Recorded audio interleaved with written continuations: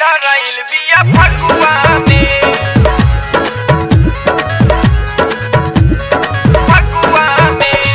DJ Shiv Narayan Sitamarhi साली धराइल बिया फगुआ में, साली धराइल बिया फगुआ में। रहे उपलान में हो ललका दलान में,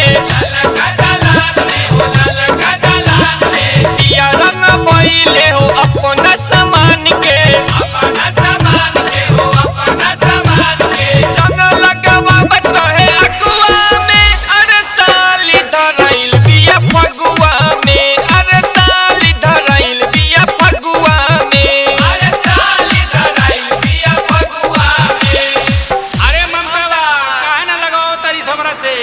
अरे साली धराइल बिया फगुआ में, अरे साली धराइल बिया फगुआ में, अरे साली धराइल बिया फगुआ में, साली धराइल बिया फगुआ में, शिव नारायण अरे साली धराइल बिया फगुआ में, अरे साली धराइल बिया फगुआ में। और रहे भैया साली रहे नीचे, डालत रहे रंग बाऊ ढोढिया के पीछे, संग डालत रहे ओकरा अगुआ में। अरे साली धराइल बिया फगुआ में, अरे साली धराइल बिया फगुआ में, अरे साली धराइल बिया फगुआ में। अरे काहे डराइल बारी साहब लगा ले।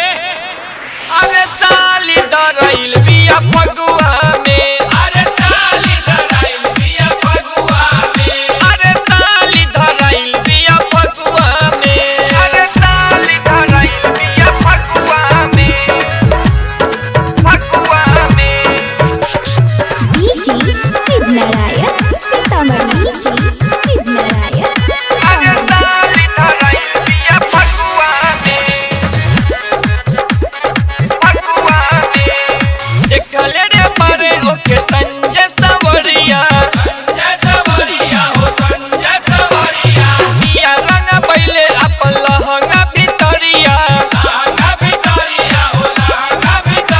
अरे संत फंस गइले ओकर बोलिए में।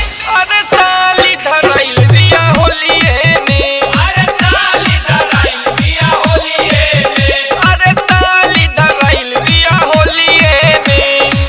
आई हो दादा ई त फागुन में लड़बड़ाई। अरे साली धराइल बिया फगुआ में, अरे साली धराइल बिया फगुआ में, अरे साली धराइल बिया फगुआ में, अरे साली धराइल बिया फगुआ में। अरे धर धर अरे रजुआ पकड़ के रखी।